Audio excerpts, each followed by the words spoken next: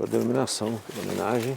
Então, Harry, além dessa Campomanésia lorenziana que acabou de ser descrita em seu nome, quais outros você tem também? Tem muitas, tem passiflora, tem begônias, tem...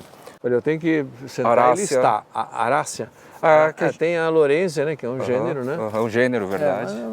Sinceramente, eu não fico nem quando... Eu até esqueço, mas eu tenho que olhar para ver. Eu tenho uma árvore lá, uma Burseraceae lá na Bahia também, que é uma Tratiniquia, né? Só existia uma espécie, agora tem Tratiniquia lorenziana, né?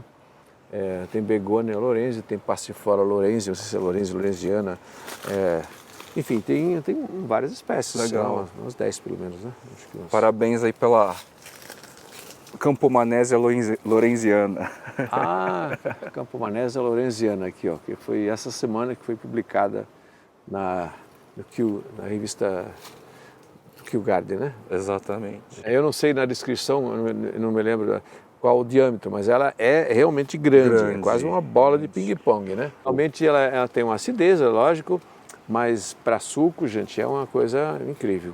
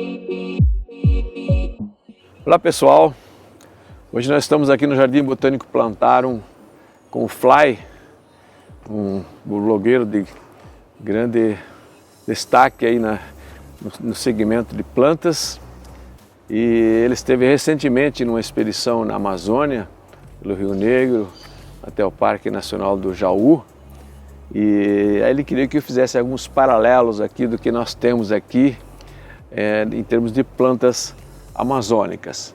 Bom, primeiro eu gostaria de dizer, nós viajamos na Amazônia durante, sei lá, mais de 40 anos, e por todos os recantos da Amazônia, eu gostaria de dizer que a Amazônia não é um continente, isso é verdade. Tem muitas espécies, mas quando se fala em diversidade, ele é pobre.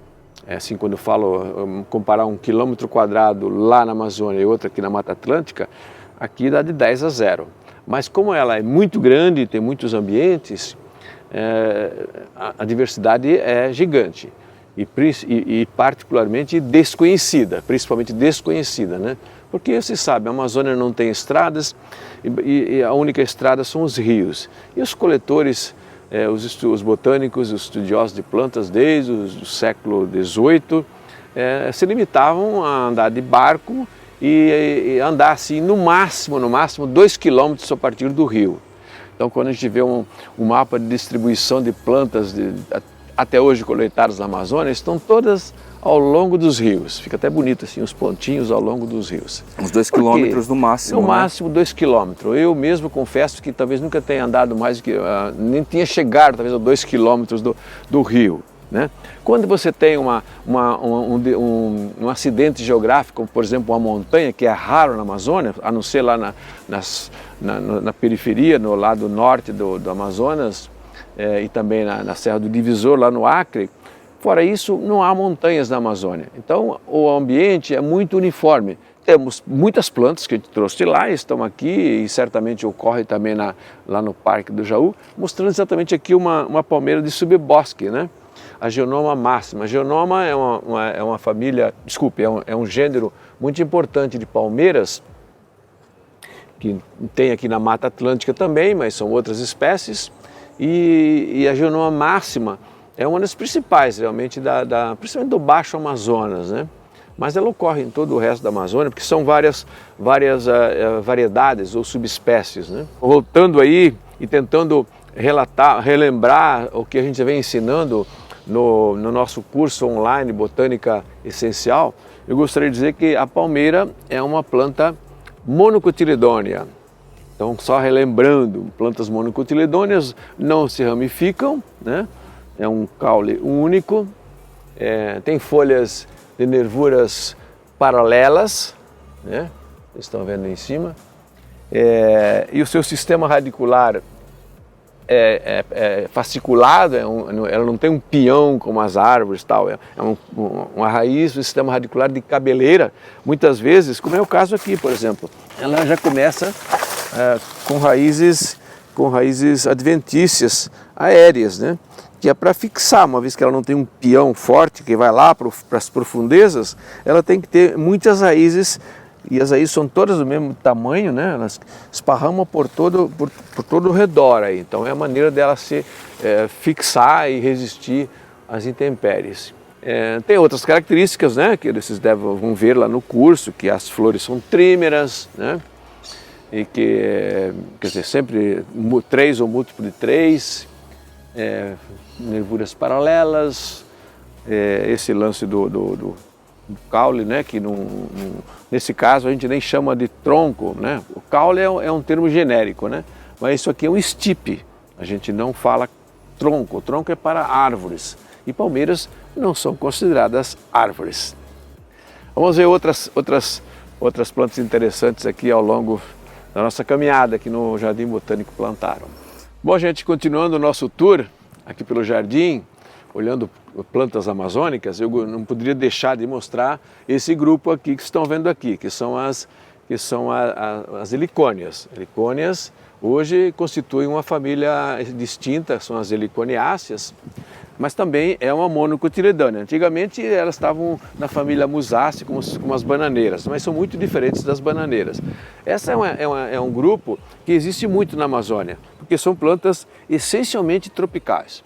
Na verdade, aqui no Plantarum nós temos até dificuldade de cultivá-las, apesar de não ser tão frio, mas principalmente por conta da baixa umidade relativa do ar, elas vão definhando ao longo dos anos, mesmo com irrigação, tudo, porque a umidade do ar é muito baixa. E assim temos dificuldade, exceto uma ou outra, ou 2 ou 3, que são nativas aqui do centro-oeste, mais da parte mais seca. Então é uma planta realmente que precisa realmente essa condição. Bom, voltando então, como dica lá do nosso curso Botânica Essencial, então é um outro exemplo, né, de monocotiledônea, né? Essa, na verdade, ela não tem caule, né? O caule é o próprio rizoma que está debaixo da terra. E aqui tudo é organização de folha pecíolo, né? Que elas são tudo aqui, você vê que se puxa a folha, ela vai separando das outras, né? E aqui também surge a inflorescência. É uma planta que despertou muito interesse aí nos últimos anos como flor de corte. Então existe uma infinidade, não tantas, né? Não é um grupo grande, talvez no Brasil não passe lá muito de 50 espécies. Temos ela na Mata Atlântica, mas sempre em áreas da floresta úmica. As únicas exceções é a Heliconia hirsuta, essa aqui é do grupo Birrae, a hirsuta, que é lá da mata ciliar do centro-oeste, do Cerrado, né? Enfim, a maioria todas são da floresta úmida, tanto da Amazônia quanto da Mata Atlântica. Não são as mesmas espécies, claro, né? Mas são de área de floresta úmida, realmente, onde a umidade do ar está sempre acima de 60%. Aqui, ao contrário, está sempre abaixo de 60%. Não é por acaso que o Fly tem mostrado nos seus vídeos sobre a Amazônia, sobre a sua expedição, a presença desse grupo de plantas do subbosque, porque realmente é bastante frequente nesses ambientes. Eu gostaria de destacar essa palmeira aqui, que o grupo maior que nós temos aqui da Amazônia são palmeiras realmente. Então essa pupunharana, bem comum na Amazônia Central, na região onde o Fly fez a expedição, né? É o Ciagrus inajai, é uma palmeira, uma palmeira comum lá, relativamente comum. E vai muito bem aqui, porque não é tudo que cresce lá que vai aqui, gente. Olha, tem várias palmeiras que eu absolutamente não consigo cultivar nesse clima mais ameno aqui. Mas tem outras plantas que vão muito bem. Então esse lance de dizer que a planta da Amazônia vai bem em todo lugar, ou que não vai bem aqui, depende de cada espécie, porque é a característica dela, né? Então esse caso aqui tem tronco, né? Um tronco mais, aliás, eu falo tronco, mas na verdade é um stipe, né? Um stipe mais rígido, né? Mais grosso, e sempre tem esses anéis que é o remanescente ou a marca, a cicatriz das folhas que caíram, né? Então aí está a nossa pupunharana típica da Amazônia.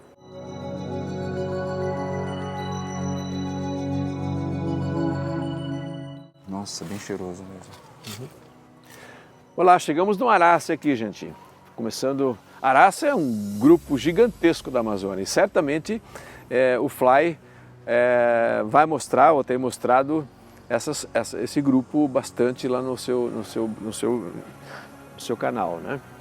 Mas essa aqui é um caso bem interessante, é uma das poucas e raras plantas aquáticas, né? De sombra. Esse aqui é um espatifilo, né? Um espatifilo, mas não é espatifilo que vocês cultivam por aí, que você vê por aí não, gente. Isso aqui é o canifolium. É uma planta extremamente perfumada. Suas flores têm fragrância de narcisos, coisa rara realmente. E tem uma textura de folha muito diferente. Se você tiver água, aqui por exemplo, a gente tem uma impermeabilização do ambiente, não significa, ela é uma planta paludícola, né? Não falei exagerado aquática, ela é muito mais paludícola, então é uma planta de terrenos brejosos, então tolera uma inundação temporária sem nenhum problema, até contínua. Aqui por exemplo, nós temos ela num ambiente impermeabilizado, com a manta por baixo, né? E aí a gente irriga um pouco mais, então a água permanece ali, né? E a planta cresce muito bem. Então, Spathiphyllum canifolium, esse é o nome da espécie. Uma planta, eu reputo como de grande valor para cultivo dentro de casa. Não tolera o sol realmente. Tem mais umas plantas lá, mas é bem comum na Amazônia. Esse que eu trouxe do Parque Nacional do Amazonas, lá no Tapajós. Tapajós? É. E ela até achava que ela poderia ser uma nova espécie, mas confirmamos que ela é o mesmo Ciagrus cocoides, né?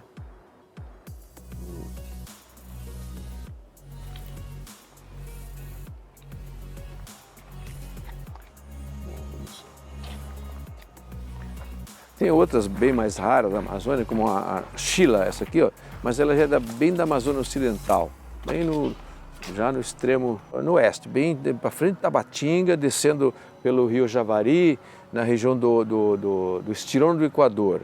Mas eu fui, como na época eu não poderia ir até lá, porque eles tinham recém descoberto os índios caceteiros, né, que estavam matando um monte de indigenistas, né, da FUNAI, então o exército não estava deixando ir, mas eu tentei umas 2, 3 vezes chegar lá. Aí não consegui, fui pelo Peru, fui até Iquitos, que está em linha reta uns 500 quilômetros lá de lá, e lá é onde ela foi descoberta, né, no rio Itaia.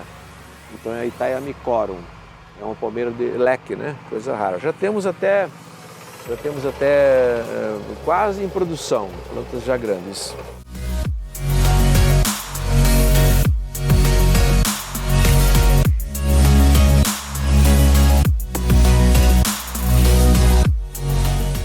Essa aqui é interessante, essa é mais do Acre, não acho que não vale a pena, né?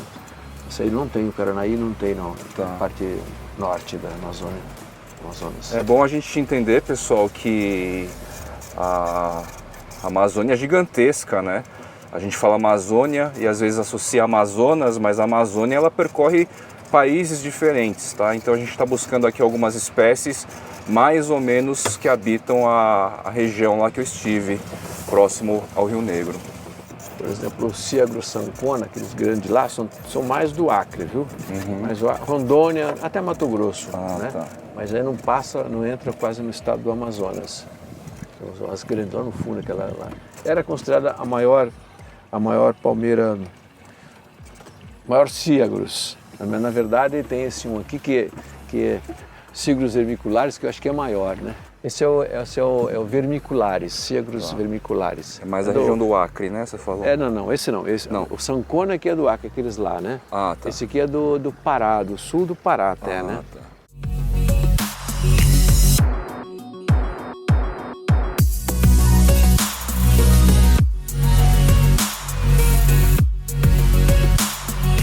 Bom, gente, aqui eu gostaria de mostrar uma outra palmeira lá da região norte do Amazonas, que entra no Brasil, mas ela é muito comum no Vale do Orinoco, o Rio Orinoco, que é da Venezuela, né? Então é o Ciagros orinocensis. Eu estou destacando ele porque ele é considerado o maior Ciagros que existe. Desculpe, estou falando Ciagros porque essa é a pronúncia correta do gênero Ciagros, como a gente falava, né? Então, Ciagros. Esse é o Ciagros orinocensis, dá uma grande altura, a gente tem dificuldade aqui de, às vezes, obter material botânico para fotografia ou estudos, né? Porque ele é muito alto, então temos que fazer uma estrutura ali para chegar lá em cima, porque os ganchos realmente não chegam lá, né? Eu estou trabalhando no aplicativo de identificação de plantas por imagem, eu tenho que obter flores em detalhe e tudo, né? E aqui do lado, já mostrando aqui, uma abacaba de torceira, né? Que é o Enocarpus mapora, que ocorre em toda a Amazônia Central, mas principalmente no Acre, né? Na parte sul do Amazonas, né? Tem uma outra espécie, Enocarpus minor, que também é de torceira, né? São as únicas duas palmeiras, quer dizer, abacaba de torceira, né? É bem comum lá. Não cresce muito e produz os frutos que se utiliza em substituição ao açaí. Entrando aqui em uma das estufas para a gente ver mais algumas variedades subbosque aí da região amazônica. Bom, gente, aqui a gente tem várias coisas da Amazônia, né? Menos begônia, que as begônias não são comuns na Amazônia. Por que não, hein, Harry? Olha, esse é um aprendizado que nós obtivemos ao longo desses anos, que as begônias, mesmo sendo consideradas tropicais, elas crescem sempre num ambiente mais ameno de temperatura, em altitude, por exemplo. Então, no Ceará nós temos begônia, mas estão lá no alto do Baturité, a mais de 1000 metros de altitude, né? Já na Mata Atlântica como um todo, exceto no Rio Grande do Sul, no sul, né? Mas aqui na região sudeste e no norte, no nordeste, elas estão sempre na parte alta da Serra do Mar. Não estão, até tem lá embaixo, né? A cuculata e Fritzky, né? São as duas espécies mais assim que toleram o calor e estão também, estão na parte mais baixa também, né? Porque cuculata existe em todos os lugares, né? Em qualquer altitude. Portanto, é uma planta que não tolera o calor efetivamente grande. Tem na Amazônia uma ou duas espécies, mas assim, uma que está lá na Serra do Divisor, no Acre, né? E tem uma outra lá na parte norte, né, da Amazonas, lá em Roraima, né? No Monte Roraima, no Tepuz, já na Venezuela, né? Enfim, na região tropical, mas lá é alto e é ameno. Então mas não curte calor. Não gosto realmente de calor, portanto, mesmo aqui dentro de estufa, você tem que ter algum tipo de resfriamento. Aqui não é climatizada, porém a gente diminui ao máximo a luz e tenta manter um ambiente úmido. Você vê que tem água aqui dentro, embaixo aqui, para manter a umidade alta e a temperatura mais amena. Mas o que eu gostaria de destacar aqui, nessa cena aqui, é justamente um cacto trepador. Os cactos trepadores são muito raros, né? Portanto, são cactos de sombra, né? Esse aqui é o cacto da lua, né? Selenicereus viti, que é um cacto típico da Amazônia. Ele se agarra, aqui não é o caso, porque eu tinha que colocar um ambiente bem que retém umidade, né? Mas ele se gruda no tronco da árvore, né? Por essas estruturas ali, e ali ele vive. E chega uma vez lá, quando floresce à noite, né? Uma flor branca, muito interessante, mas basicamente ele é um cacto trepador. Acredito que os únicos cactos trepadores que nós temos é Lepísmio, né? Lepísmio crucífero, principalmente, crucígero, e esse cacto da lua aqui. Poucos cactos realmente, mesmo sendo epífitos, eles não são trepadores. Na verdade, eles são as plantas pendentes. As únicas plantas pendentes que existem, na verdade, são realmente os ripsales, pseudo-ripsales, esse grupo aí, esses cactos epífitos, né? Que os cactos normalmente não crescem em cima das árvores, mas tem alguns, como esse aqui, por exemplo, né? Então é muito interessante. Você deve ter mostrado aí no vídeo já, ou vai mostrar, na sua expedição amazônica, onde ele ocorre, né, naquela região norte lá do Amazonas. Exatamente. Fazendo um gancho aí com o nosso curso, para os nossos alunos que estão cursando o Botânica Essencial, então nós temos muito a aprender aqui nesse caso particular. Primeiro que é uma planta epífita, um cacto epífito, é aquele que vive sobre outras árvores, ele não extrai nenhum nutriente da planta onde se hospeda, do seu hospedeiro, porém ele se gruda lá para sobreviver, para viver, né? E recebe a umidade e os nutrientes através a água e os nutrientes através da chuva que escorre pelo tronco das árvores. Mas outro aspecto é o sistema de fixação. Na verdade, existem vários tipos. Por exemplo, os filodendros, os filodendros trepadores, né? Eles têm raízes gancho, né, que a gente chama. Aqui, na verdade, a fixação é por esses gloquídeos aqui, esses espinhos aqui, né? E ele vai grudando, enrolando e vai subindo. Então é uma estrutura diferente de planta trepadeira, né? Porque nós temos gavinhas, né? Aquelas que se enrolam nas plantas. Temos também as plantas volúveis que se enrolam, né? Elas mesmo se enrolam toda.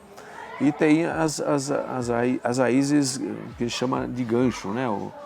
Tem outros nomes, vários nomes ali, né? Aqui nessa estufa nós estamos com várias plantas que são do solo, do chão da floresta, né? Não são epífitas, principalmente essas aqui, esse grupo aqui, que são as epícias.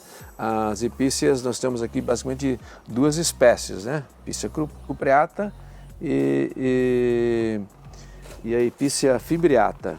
Bom, esse é um grupo muito interessante, porque a gente cultiva eles em vaso. Aqui está no fim do ciclo, veja bem, gente, nós estamos no inverno já. Essa planta é tipicamente tropical, amazônica, e não é o ambiente dela isso aqui. Mas durante o verão a gente cultiva normalmente, sem problema. Então a diversidade é tão grande em termos de folhas e cores de flores, que a gente criou aqui mais ou menos, separou, né? Apareceram algumas, né? De flores róseas, amarelas, vermelhas é o comum, né? Alaranjado, enfim. Mas o incrível é a variação de forma de cores de folhas, né? Cores de folhas. Essa aqui, por exemplo, é alaranjada, é de Monte Caburaí, né?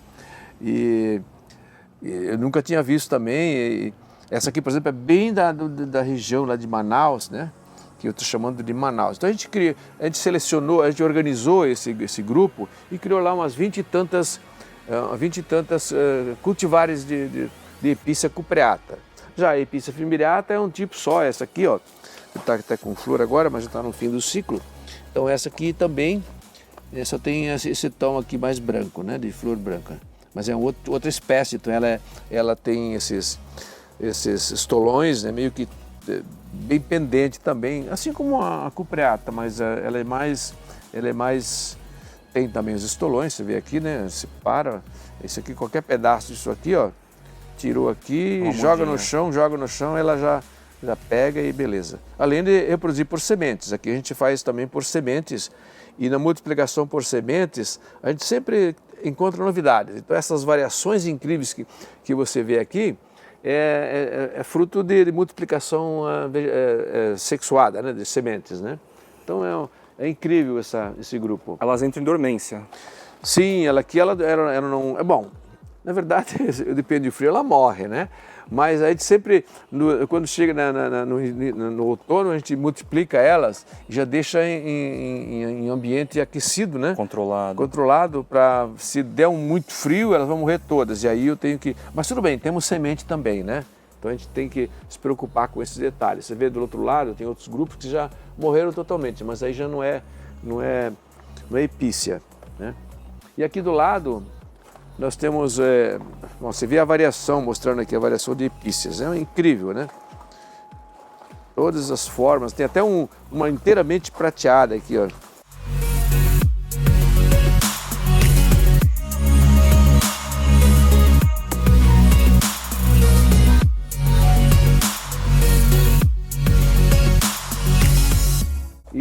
E tem nomes agora, então elas estão no livro Casa Verde, tem lá umas 20 cultivares mais ou menos. Uhum. E aqui do lado nós temos um outro grupo também, que também, boa parte, aqui tem várias, aqui é uma coleção completa, mas várias ocorrem na região amazônica central, que são os ripizales e pseudo-ripizales, né?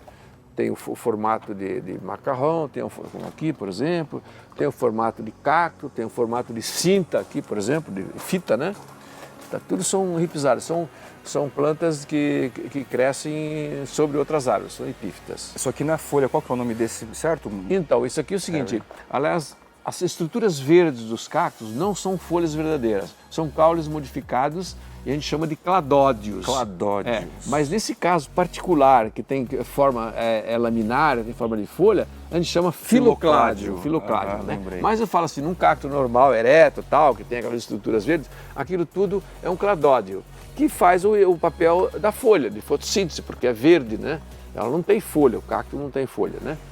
E isso tem no curso Botânica Essencial? Sim, com muito detalhe, a gente mostra isso aqui no curso Botânica Essencial, nos vídeos, né? Mostra mostrando ao vivo aqui, né? nas plantas. Legal. E as flores surgem justamente aqui, está começando aqui a dar a flor, porque como são caules modificados, elas têm gemas, né? E as gemas podem virar uma outra folha ou pode virar uma flor. Aqui no caso está bem típico aqui, está até com flor aqui já, ó, né? O Rhipsalis elíptica, né? Então aqui estão as folhas. Então os filocládios são mais estreitos, né? E as folhas, como tem gemas, né? Porque folhas, vocês sabem, folhas não têm gemas e, portanto, não geram uma nova planta.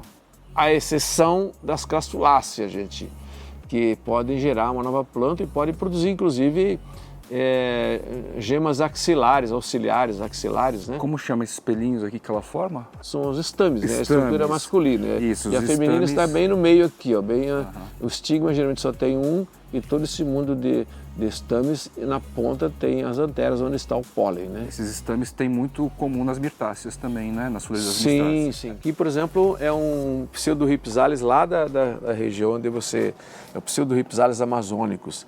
Tem umas flores grandes de cor, geralmente é branco, mas esse aqui não, esse aqui é de um azul fluorescente, assim, roxo, azulado, uma coisa incrivelmente linda, né? Uhum. E vai muito bem aqui no nosso clima, é uma planta mais robusta, né? Tem em cima das árvores ali, né? Uhum. E realmente vale a pena cultivar. Harry, eu vi lá, eu vou mostrar ainda o pessoal, eu estou reproduzindo aí os episódios da Amazônia, mas eu vi uns agrupamentos semelhantes em árvores diferentes, onde você encontrava uma arácea junto com uma samambaia e rhipsalis, e formava exatamente isso na natureza, um anthurium, uma samambaia e um rhipsalis. Esse tipo de mutualismo parece que é combinado assim na natureza. Você caracteriza de algum jeito esse tipo de situação? Olha, eu não acredito que haja esse mutualismo nesse grupo de plantas tão grandes assim e autossuficientes, né? Se derrubar uma árvore dessa e examinar todas as epífitas que tem ali em cima, Gente, tem bromélias, tem orquídeas, tem além de aráceas e outras e samambaias, né? Portanto, não acredito que seja um mutualismo. O que tem lá, na verdade, até pode ser que uma pode sombrear a outra, tal, nesse caso, né? E o apodrecimento delas também contribui para nutrir essas plantas que ficam mais embaixo, né? Porque aí em cima não tem nada, não tem solo, então as plantas têm que obter o seu alimento de outras plantas. Você sabe que as plantas são os únicos seres vivos que são capazes de produzir o seu próprio alimento. Aliás, sem plantas, gente, não haveria vida na face da Terra, nem nós estaríamos aqui.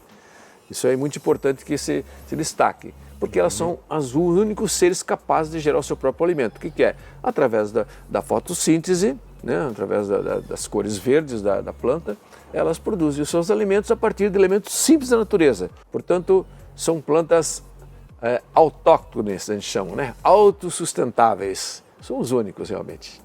Hoje, praticamente, violeta já não existe mais, né? É assim, de grandes breeders. Então, o que sobrou por aí, o pessoal tenta salvar. Só que esse produtor era pote de 6 milímetros, 6 centímetros. Eu falei, não dá, eu tenho que crescer, aumentar. Então, eu vou cultivar aqui até chegar ao ponto para eu poder documentar isso aí, né? Tá. Saiu de cena um pouco saiu de moda? Olha, outras plantas substituíram, né? Por exemplo, para a sombra dentro de casa, os calanque, principalmente o calanque blossodiana, né? Tomou conta que ela é mais rústico, né? E tem essa variação de cores todas. Mas é lógico, ainda existe o mercado, tal. Mas antigamente se produziam milhões de vasinhos de violetas. Teve uma geração aí nos anos 90, né? Até o maior breed do mundo, que era o Ultimara, meio que fechou, né? Certo. Mas existe ainda nos Estados Unidos, a Ultimara ainda faz alguma coisa, e tem os próprios produtores que estão selecionando. Aí em Olambra tem um que está com uma coleção, um grupo grande de cultivares, né? Que ele mesmo selecionou, né? Esse movimento de mudança de gosto de plantas, você já viu alguns acontecer, né, no mercado? Isso é um problema, né? Não sei se é um problema ou se é uma... A verdade é que o mercado hoje vive de novidades, né? Esse é o grande problema, vive de novidades. Muito mais do que ontem, você diz? Olha, eu falo assim, novidades, eu estou falando do grande mercado, porque novidade de coisas raras, isso aí é do colecionador, né? O colecionador sempre viveu de novidade, né?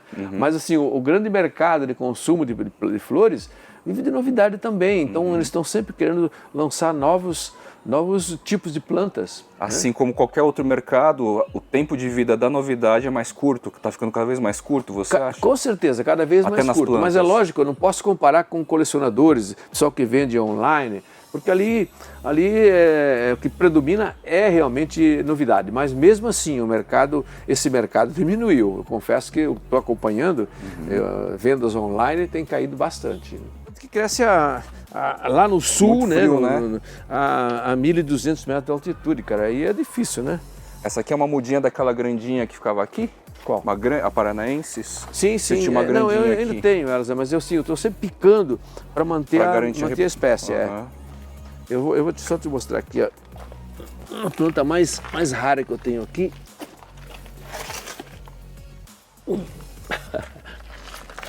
É uma arácea. É uma arácea, mas você jamais vai dizer... você viu o nome já, né? Não. Não sei qual que é, realmente. Essa aqui, gente, é a planta mais rara que eu tenho aqui e que leva o meu nome, o gênero, Lawrencia umbrosa. Lawrencia umbrosa. Que foi coletada na Serra do Navio, mais ou menos perto lá mais ou menos perto, né? Que é bem já perto quase na Guiana Francesa, né?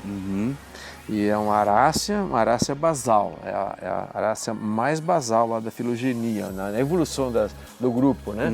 É a mais basal. Então, isso foi a mais antiga, talvez. Sim, a mais primitiva, né? Mais primitiva, exato. Então, na filogenia, ela sai lá na base mesmo, né? Porque, inicialmente, o autor, né, o Eduardo Gonçalves, ele suspeitou de uma arácea basal.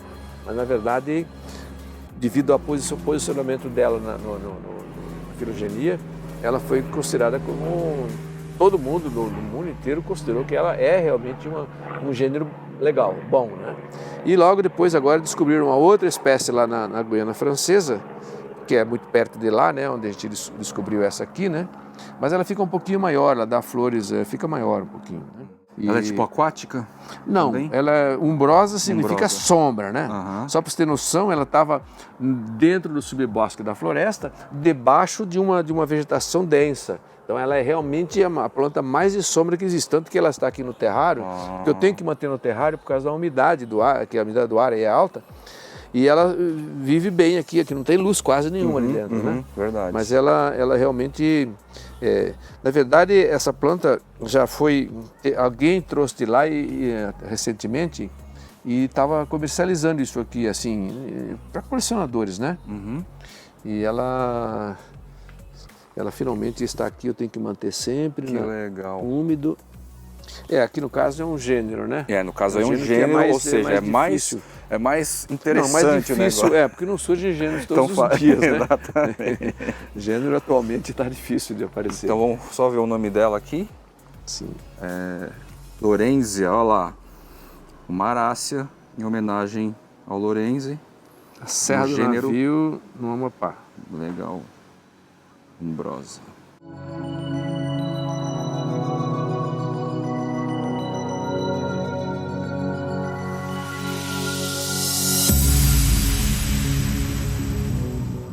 Bom, gente, um outro grupo muito importante de plantas da região amazônica, do subbosque, são as marantáceas. Esse grupo aqui, o que a gente chama genericamente de calatéias, mas que hoje, felizmente e infelizmente, já nem mais pertencem a esse gênero, ele foi mudado. As calatéias só ficaram 2 espécies aqui no Brasil e o resto virou Gepérsia. E se escreve G-O-E 2P T-I-A, porque o T-I-A se pronuncia assim, então é Gepérsia. O O se não pronuncia porque está na frente do E, né? Então em vez de Goepérsia, se fala Gepérsia. Gepérsia elíptica, essa aqui é daquela região lá da Amazônia Central, né? Ela é muito diferente da inflorescência, não de porte pequeno, né? Acredito que tem um grande potencial porque essa é uma planta que não cresce muito, ao contrário de outras que têm risquinho na folha, como a majestica, né? Que cresce e até perde os risquinhos da folha, né? Mas essa não, essa é bem mais comportada. Aí nós temos uma outra aqui, que até quero ver, deixa eu só ver. Enfim, que já estão produzindo comercialmente aquela lá, essa aqui não, né? Essa lá. Enfim, a gente tem aqui uma coleção quase completa das espécies, daquelas de folhas mais bonitas, né? Não tanto amarantas também, né?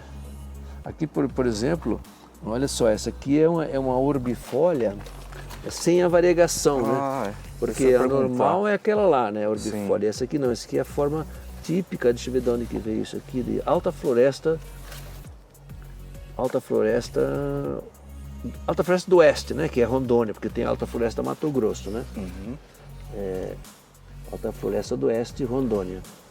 Então é a orbifólia, e aí surgiu aquela forma lá, também na natureza, não foi em cultivo, né? É aquela até orbifólia borrússica, não sei. É outra variação. Porque essa aqui para mim é faciata. Não, faciata é essa aqui, desculpe. Faciata. Então é a mesma de lá, também é uma borússica. Essa aqui aconteceu na natureza também? Será? Olha, provavelmente alguém selecionou, mas é bem provável que possa ocorrer na natureza, né? Porque é uma forma que não é somática, diz assim, né? Porque uma mutação somática, ela é vulnerável, ela regride e volta para a forma típica. Então você vê que nenhuma das duas variedades aqui, com a borússica e aquela lá, volta, né? Aquela não tem um nome até tem o nome de cultivar agora, mas é da natureza, já encontrei as duas na natureza. Então porque normalmente quando surge em cultivo uma mutação somática, ela em algum momento ela volta para a forma verde típica, né? Não é o tem caso... uma relação mais com o ambiente, né? Exatamente. essa mutação, essa mudança. Sim, porque na verdade não é genética essa mutação. Agora, quando ela evolui na natureza, no habitat natural, com essa forma, ela não regride, não significa, não quer dizer que todas elas ocorrem no mesmo lugar, não, elas são diferentes locais, né? Aqui, por exemplo, essa aqui é até parecida, mas essa é a fasciata, já é uma outra. Você vê que essa aqui, ó, não tem cor embaixo, né? E essa aqui já é roxa, então essa aqui é a fasciata, né? Fasciata, essa aqui é também da amazônica, vamos ver aqui. Agora essa aqui, por exemplo, é uma forma que surgiu em cultivo. Então, o tempo todo ela está querendo voltar para a forma verde. Né? As formas, as variedades que ocorrem na natureza, elas costumam ser mais persistentes, vamos dizer assim. Sim, não, geral. porque é a forma dela, típica, né? Não tem, ela pode até mudar para uma ou outra planta, e aí você seleciona, é assim que acontece, assim que se cria as cultivares, né? Então, por exemplo, qualquer mudancinha, qualquer variação de cores, quando o cultivador é caprichoso, ele vai lá, separa para ver o que vai dar, né? E aí muitas viram cultivares, né? Bom, um outro grupo importante do subbosque amazônico são as samambaias do grupo das selaginelas, né? Das licófitas. Então tem muitas lá. Aqui, só para ilustrar uma que não é de lá, mas tem esse tom de azulado fluorescente que aumenta em função da exposição ao sol, né? Se você olhar a vez do outro lado, já não é tão azul, né? Mas é bem comum lá na Amazônia, forrando o chão da floresta, as selaginelas, então do gênero selaginela, né? Então dentro das samambaias ou das pteridófitas a gente chama de licófitas, né? Enquanto que as samambaias comuns são monilófitas. As que tem aqui, por exemplo, tem várias aí, ó, tudo são monilófitas. Essa relação pteridófitas e monilófitas, o Harry também leva lá no curso. Sim, a gente mostra com detalhes a organização das espécies, isso é a primeira parte do curso, né? Quando a gente mostra, porque isso é interessante o cidadão saber, uma vez que saber o que é uma samambaia, né? E tem seres muito mais inferiores que isso, né? Como as briófitas e algas, né? Que são importantes no cultivo, no jardinagem, no paisagismo, todas têm elementos, até os cogumelos que já nem pertencem mais ao reino vegetal, a gente está tratando lá, porque pela importância que tem com a jardinagem. Por exemplo, todas as doenças, praticamente, sei lá, 90% das doenças são de origem fúngica e, portanto, nós temos que saber como é que se comporta um fungo. E por isso que a gente aborda os cogumelos enfim, os fungos, né, que o nome hoje pertence ao reino fungi, mas a gente tratou como planta, que era no passado eram como plantas, porque elas interagem, elas apenas não evoluíram a partir de plantas, mas tem relação com as plantas, elas são parasitas de plantas, basicamente, né? Existe um medo exagerado, na minha visão, entre os colecionadores e alguns cultivadores, uma nova geração aí em relação aos fungos. E eu sempre estou falando, o fungo é mais benéfico do que maléfico. A maioria dos fungos são muito importantes aí para a vida, inclusive das nossas plantas. Inclusive como alimento. E alimento também para nós humanos. Alimentos e principalmente remédios, né? Verdade. Né? Quem que faz a cerveja, quem que faz o vinho, quem que fermenta, né? Quem que faz os antibióticos, tudo são fungos, né?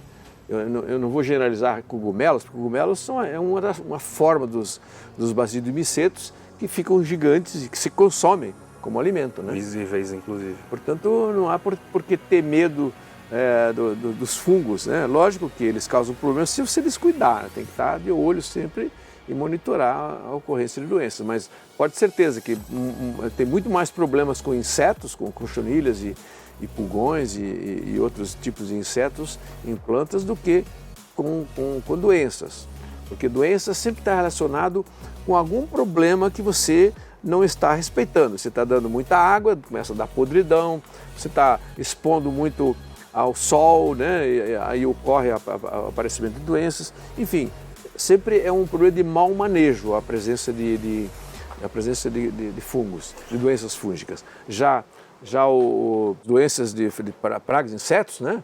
Não, você não tem muito o que fazer. Se está na estufa, você vai ter isso aí sempre, né? Quase sempre. A menos que você tenha uma boa ventilação, etc.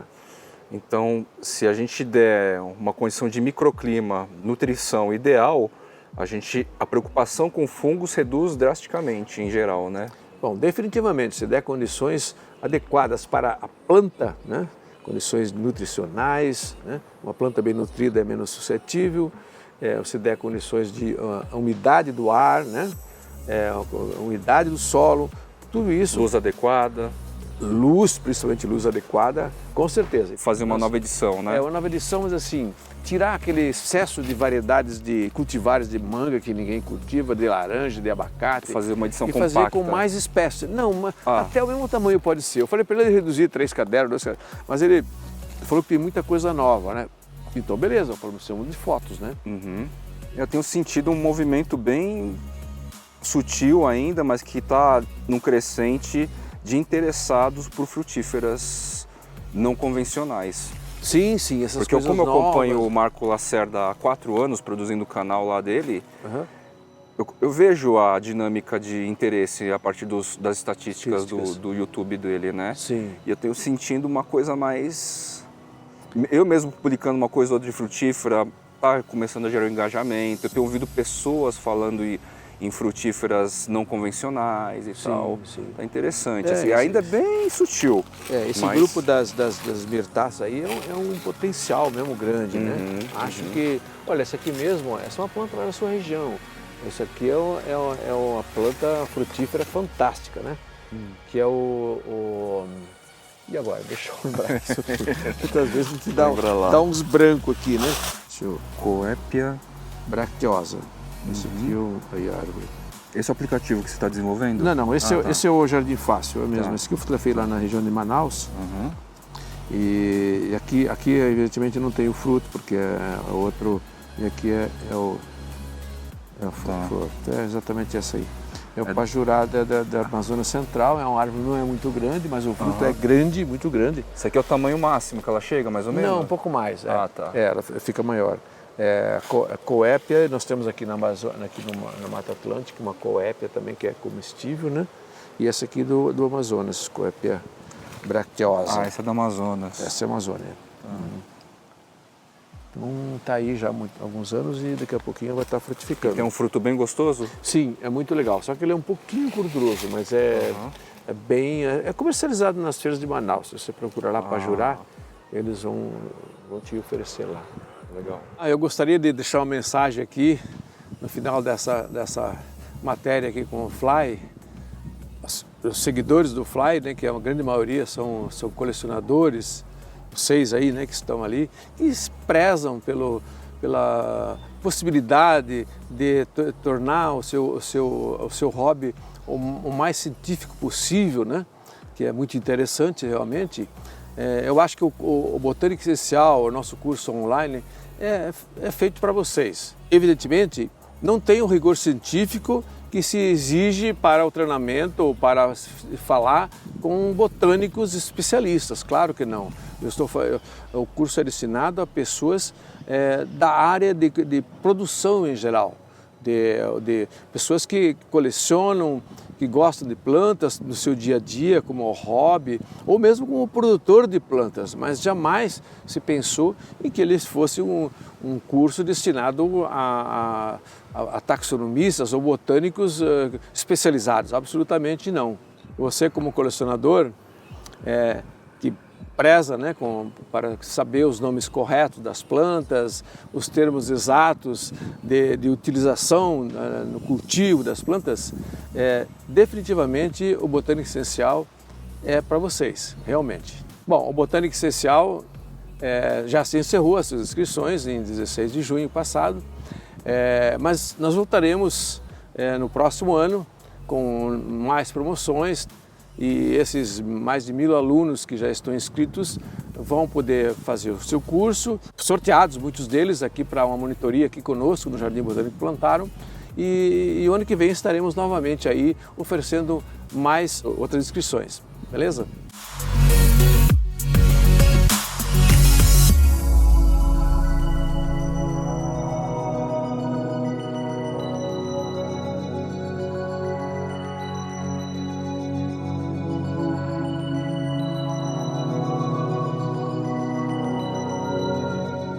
Em que ano você acha que essa autoridade de profissionais no Brasil, como você, como outros pesquisadores, começou a inverter um pouco essa ideia que existia, que só os botânicos e pesquisadores estrangeiros, que eram meio que os... Ditavam as regras, né? Ditavam as regras. Olha só, quando eu comecei a trabalhar nos anos 70, lá em 1974, 75, né? O primeiro problema é que eu comecei a parar. Eu que precisava conhecer plantas, né? E eu não tinha livros, não havia livros. Lógico, nessa época eu não tinha o conhecimento botânico para correr atrás das publicações científicas em inglês e tal, né? Não tinha livros. Os únicos livros que tinha, você deve ter ouvido falar, na parte de plantas ornamentais, era Trópica, Exótica, que era anterior, era preto e branco ainda, né? Que os gringos empurraram a goela abaixo aqui para o Brasil. Só que tratava de plantas de lá, além de ser em inglês, eram plantas de lá, não eram plantas nossas, né? Aí um dia eu falei, cara, mas comecei a estudar plantas da maneira mais empírica, peguei as... Empírica não, a maneira correta, coletava as amostras de plantas, naquele tempo não eram ornamentais, eram plantas daninhas, prensar e sair pelos herbários aqui do Sudeste, indo lá visitar, comparar, tentar identificar da melhor maneira possível, né? Porque não havia a que recorrer realmente, né? Começou ali, né? Aí, lógico, logo publicamos um livro, dois, três, e as pessoas começaram a perceber que finalmente eles tinham livros em português sobre nossas plantas. E aí foi um sucesso, tanto que foi um sucesso extraordinário. E aqueles livros estrangeiros, mesmo os traduzidos para o português, desapareceram do mercado. Em poucos anos desapareceram.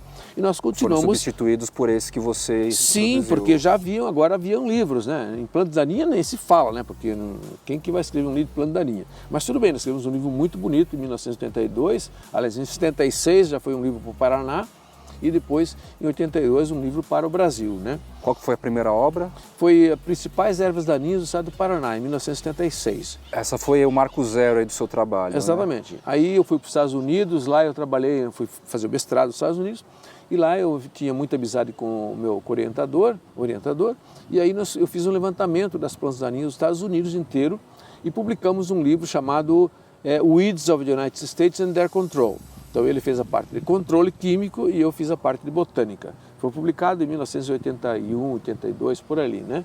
Depois que eu já tinha vindo embora para cá, né? Bom, chegando aqui eu retomei fazer um livro completo sobre plantas daninhas, né? Que é o Plantas Daninhas do Brasil, que saiu em 1982. Aí surgiram outros, o manualzinho de identificação e tal. E aí continuamos com plantas ornamentais, com árvores, né? E aí eu acho que o principal salto realmente foi exatamente reconhecendo que os livros que tinham aqui não serviam para nós, né? E aí quando começamos a estudar as palmeiras foi o grande lance, né? Porque as palmeiras, os nomes que tinham aqui eram todos ditados pelos pesquisadores americanos, geralmente americanos, né? Estava tudo muito generalizado, assim. Né? E poucas espécies, sei lá, não tinha nem... Eu me lembro que quando nós começamos a estudar as palmeiras, nós tínhamos no máximo 230 espécies registradas para a flora brasileira. Aí começamos a correr atrás de todas elas, porque nós tínhamos que encontrar todas elas no seu habitat natural. Andamos pelo Brasil inteiro, andamos por todos os países aqui de divisa, porque muitas palmeiras que ocorriam nas mediações, nas regiões fronteiriças, do lado brasileiro já não tinha mais, porque são áreas mais degradadas, eram pastagens e tal. Então começamos desde o Uruguai, Argentina, Paraguai, Bolívia, Peru, Colômbia, Venezuela, e todos os países vizinhos nós tivemos que ir para encontrar algumas palmeiras que já não existiam mais aqui, né? Até porque tinha mais facilidade de encontrá-las que era na selva, aqui estava tudo meio desbravado, né? E aí nós começamos a ver que começou a surgir muitas plantas novas, descrevemos mais de 30 ou 35 espécies para poder completar o livro, porque eu queria incluir todas as espécies nativas do Brasil, né? E para fazer isso eu tinha que dar nomes, né? E aí começamos a descrever o que não tinha nome, né? E com isso nós chegamos a 308 espécies, quer dizer, quase que 30% da flora brasileira foi descoberta ou descrita depois que nós começamos a publicar os nossos livros. Porque nesse processo de você correr atrás das espécies conhecidas, você acaba encontrando outras que não são conhecidas, né? E com isso o acervo de espécies nativas aumentou aí em quase 30% nesse período, que foram desde 2000, já nesse século, né? Até 2008, por aí mais ou menos. E com isso publicamos o Larry Noblick, que é um estudioso de palmeiras lá dos Estados Unidos, que trabalhava no Brasil já há muito tempo, participou do projeto, nós saímos por todo o território brasileiro, ele principalmente na parte aqui do Sudeste e Bahia, né, porque é onde ele trabalhou mais, nós na Amazônia, Sul aqui, né, enfim. O livro ficou completo, com 308 espécies. Então o livro tem todas as espécies do Brasil. Hoje, lógico, depois de 2010 que foi publicado, já surgiram muitas espécies novas e tal, né? Porque flora é assim, né? Toda vez que você faz uma expedição botânica para encontrar palmeiras, para ver palmeiras, você encontra uma espécie nova. Tantas que tem, porque as pessoas não coletam, os botânicos não coletam palmeiras, porque é um grupo que se parece muito uma com a outra, e se ele não tem um bom conhecimento, ele não vê diferença nenhuma, né? Então ele acha, não, isso aqui já coletei e deixa para trás, né? De certa forma, seus livros, então, meio que foram um marco na história aqui da botânica no Brasil. Eu diria que grande parte desses grupos que nós trabalhamos ficaram conhecidos como participantes da flora brasileira, né? Então, não é só palmeira, mas begônias, gesneriáceas e outros grupos que a gente trabalhou, né? E árvores, então, que a gente fez 3 ou 4 volumes de árvores, né?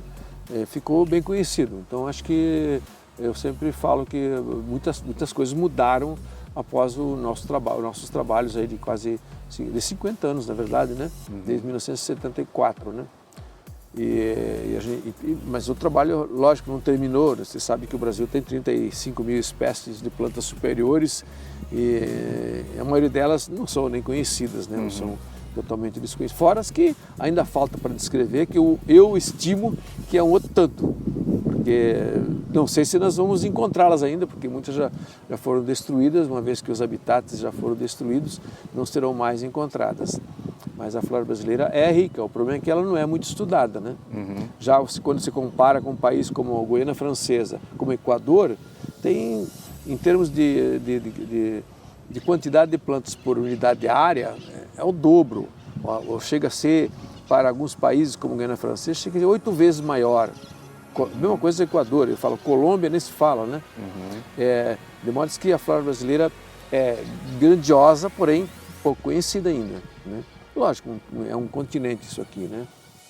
Pessoal, então a gente está agora numa hora de extra, vocês estão percebendo aí que ele já encerrou o episódio, e eu queria que ele falasse um pouquinho sobre a verve empreendedorística que ele tem, embora ele não ache que tem, eu entendo que ele tenha, né? As obras dele são referências aí para diversos grupos que curtem plantas, desde pessoas que frequentam faculdades até não. Ele tem o Plantarum, o curso online, um aplicativo de reconhecimento de planta que ele está desenvolvendo. Só que, como qualquer empreendedor, ele passou por perrengues na vida no começo também. Então ele, talvez, de uma maneira um pouco mais inédita aqui, ele vai trazer um pouco dos perrengues que ele viveu para a gente entender que vida de empreendedor às vezes é altos e baixos e tudo mais, né? Conta aí, Harry, para a gente sobre como que foi levar para o mercado a primeira obra de ervas daninhas. Como qualquer negócio, não é uma tarefa fácil, definitivamente não. Não só sob o ponto de vista de você fazer a coisa que vai dar certo, né? Que tudo pode não dar certo, né? No empreendimento, mas tem outros problemas de ordem emocional, né? Eu sempre falo que quando eu comecei a publicar livros sobre plantas, havia uma resistência muito grande dos acadêmicos da Sociedade Brasileira de Herbicidas e Plantas Daninhas, por conta de eu ser muito jovem, né? Que eles queriam fazer um livro, né? E prometiam fazer um livro, não havia nenhum na época, né? Aí eu decidi fazer, primeiro fiz um no norte do Paraná, não, no estado do Paraná, eu era funcionário do IAPAR, em 1976, depois fui fazer mestrado nos Estados Unidos, né? Publicamos um livro lá também sobre plantas dos Estados Unidos, e aí voltando para cá, continuei trabalhando, voltei em 79, voltando para cá, eu queria fazer uma obra completa, não só sobre o estado do Paraná, né? E que foi o meu grande início, diríamos assim, porque o primeiro era feito pela instituição que eu trabalhava, não envolveu dinheiro, né? Mas eu adquiri muita experiência. Agora, quando chegou na hora que o meu bolso estava envolvido, né? Foi o grande susto, né? Que eu não tinha, mesmo não havendo nenhum livro sobre o tema, né? As pessoas têm relutância, né, em adquirir um livro de uma pessoa que muitas vezes não conhecem, e a Sociedade Brasileira de Herbicidas e Plantas Daninhas não apoiando, né, apesar de que eles até participaram, alguns diretores apoiaram como prefaciadores, mas não apoiaram a ideia do livro, né? Eu realmente achei que eu ia à falência, mas felizmente eu estava nessa época mudando do norte do Paraná, de Londrina, para o estado de São Paulo, e vendi meu apartamento que eu morava lá e investi 100% do apartamento nesse livro, porque eu não tinha alternativa, ou faz assim ou não faz, porque as editoras realmente se recusaram a fazer um livro do padrão que eu queria, que eu exigia, de qualidade, né? Com uma ou duas fotos por página, a descrição acompanhando e tal. É um livro moderno, que foram todos os outros livros do mesmo esquema, né? Que é um estilo assim muito simples, porém muito didático. As pessoas gostaram, tanto que vendi milhões de livros aí, né, ao longo da minha história, na minha vida, né? Então o primeiro livro, eu diria assim, que ele demorou 5 anos para realmente começar a vender. E eu fazia campanha, naquele tempo não havia internet, claro, né? Fazia palestras, viajava pelo Brasil afora, nas férias, nos fins de semana, tentando divulgar o livro e tal, tentando convencer o pessoal da Sociedade Brasileira de Herbicidas que era importante porque não havia nenhum livro e tal, e quem fazia controle de plantas daninhas, os agricultores, eles precisavam conhecer as plantas daninhas para utilizar o herbicida certo, senão ficava jogando herbicida à toa aí nas suas lavouras. Enfim, demorou, mas finalmente ele começou realmente a vender e consegui finalmente pagar as contas e a partir dali eu me entusiasmei e continuei produzindo outras coisas. Aí nessa época já estava trabalhando com as árvores brasileiras, né, que foi publicado o primeiro volume em 1992, aí já estava no outro patamar, mas sempre assim, com aquela dificuldade na hora de imprimir, que precisa muito dinheiro. Tanto que as editoras, no Brasil não havia nenhuma editora que se interessaria em investir tanto dinheiro num livro sobre plantas, né? Mas felizmente o livro fez um grande sucesso, fui até capa da revista Veja, em todas as revistas eu apareci nessa época, né? E com isso eu continuei trabalhando em outras obras, né? E a partir de 1994 eu decidi que eu não iria mais trabalhar de empregado para as empresas que eu estava trabalhando. Primeiro no IAPAR, depois trabalhando na Copersucar, que era uma empresa privada, resolvi andar com as minhas próprias pernas. E aí surgiu o sonho, quer dizer, esse sonho tinha surgido antes, mas começou a trilhar o caminho para a construção do Jardim Botânico Plantarum. Foi algo que eu decidi lá no início, quando eu percebi que eu monitorava as árvores para poder voltar e fotografar flor, depois fruto, tinha que voltar no mesmo lugar. Chegava lá, não encontrava mais as plantas, a área tinha sido desmatada, a área já estava, era um pasto, já tinha sido transformado numa lavoura de soja. Foi quando eu decidi que se um dia eu tivesse condições, eu iria construir um grande espaço aqui na região sudeste, onde eu pudesse cultivar o maior número possível de espécies com potencial econômico, espécies ameaçadas de extinção, plantas interessantes, né?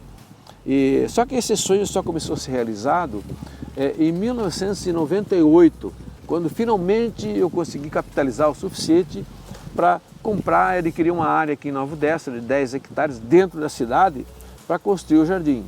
Foi quando começou tudo, em 1998, hoje nós estamos com 25 anos já de implantação, né?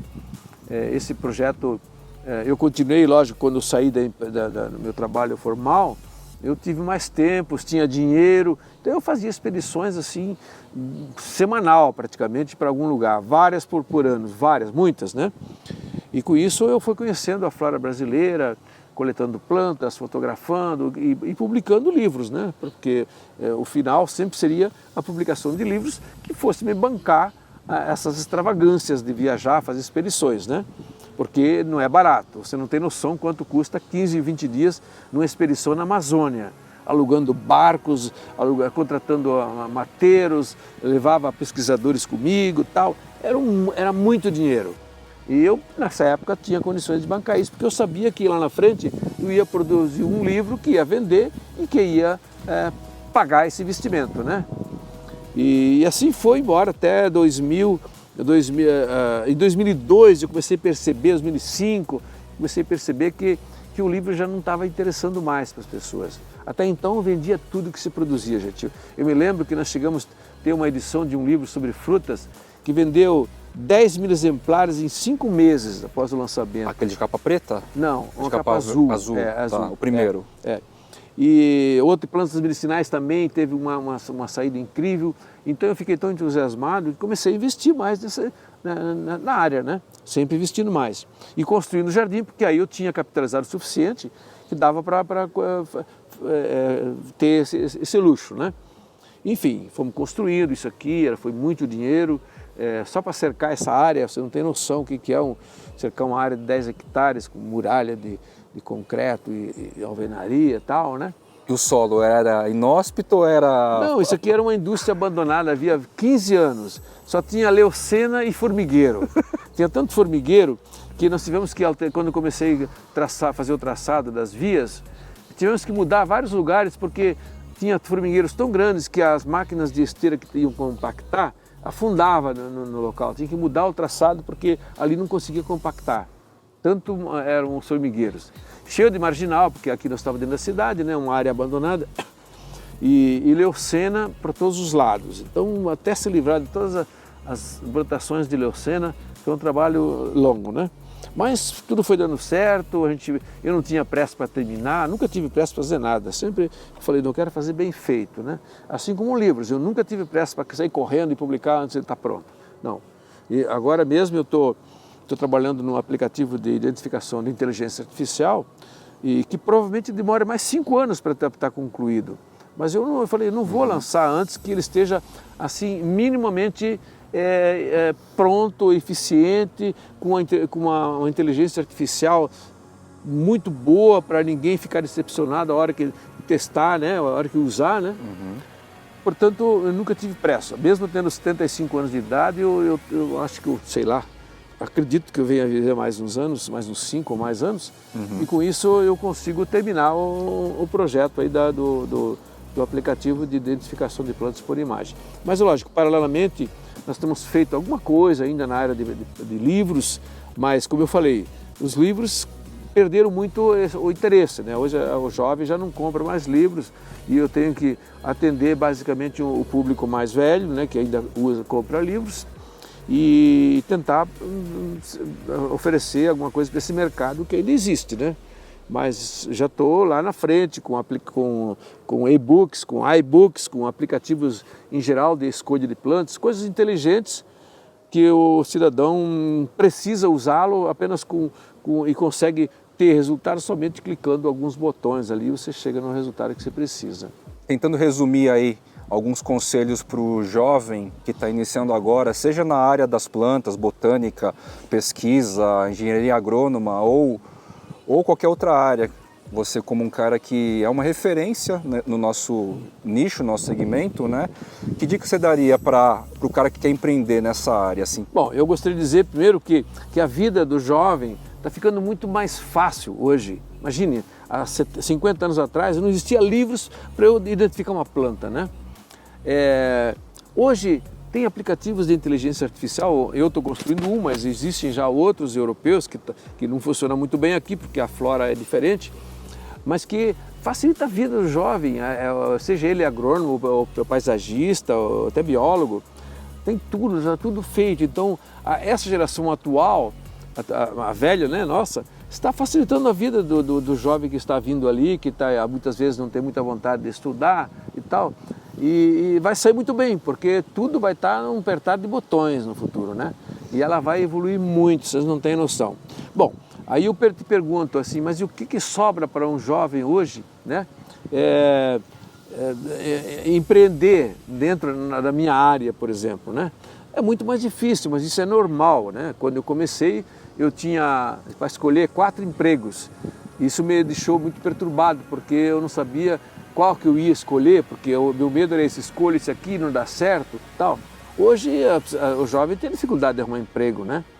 Então a alternativa de ser empreendedor é uma saída, porém é cada vez mais difícil, porque cada vez nós temos mais concorrência, menos oportunidades. Isso acontece nos países desenvolvidos, está tudo na mão de grandes empresas, né? Fica difícil. Mas existe sempre certos nichos e de repente o fato de ele encontrar tudo muito fácil, ele acha alguma alternativa para deixá-lo aquilo mais fácil ainda, né? Não acredito que alguém tenha chance hoje de sair produzindo livros para ganhar dinheiro. Isso é impossível hoje, né? Agora, ele pode produzir alguma coisa justamente nessa área digital, né? Que vai favorecer o usuário futuro desse conhecimento. Porque basicamente o que nós vendemos é conhecimento, né? O conhecimento existe, você aprende, mas você pode vender conhecimento, o que eu faço através de livros inicialmente, ou depois através de aplicativos, que hoje a área digital é que manda, né? E eu estou já na inteligência artificial, mas a inteligência artificial é apenas o começo, né? Nós estamos no início da era, então estude bastante essas áreas para você ter sucesso em qualquer empreendimento nesse segmento, ok? Lógico, você pode ser um empreendedor de industrial, por exemplo, qualquer outra coisa, mas eu confesso que produção de bens de consumo é cada vez mais difícil, cada vez tem mais empresas grandes participando disso, fazendo isso, né? Então o que sobra realmente para o empreendedor pequeno é exatamente no conhecimento, vender conhecimento de uma forma diferente do que nós vimos fazendo até hoje, né? E visando nichos. Exatamente, especializado, cada vez mais especializado. Eu não saberia te dizer, nem vou falar aqui o que seria interessante nisso aí, né? Mas definitivamente sim. Lógico que na área de lazer, como é o nosso aqui, já exige um investimento, um capital muito grande, é mais difícil. Você como um profissional da área de agronomia, ou de engenharia florestal, biologia e tal, você tem que usar o seu conhecimento. Ou você sem querer ser empregado, aí já é outros 500, empregado do Estado principalmente, né? Mas sempre há oportunidades, você tem que ter muita visão do mundo como um todo para descobrir nichos específicos onde você tem alguma chance, né? Porque não está de bandeja isso aí não, isso aí cada vez está mais escasso, cada vez você tem que ser mais inteligente para poder descobrir ou vislumbrar essas possibilidades.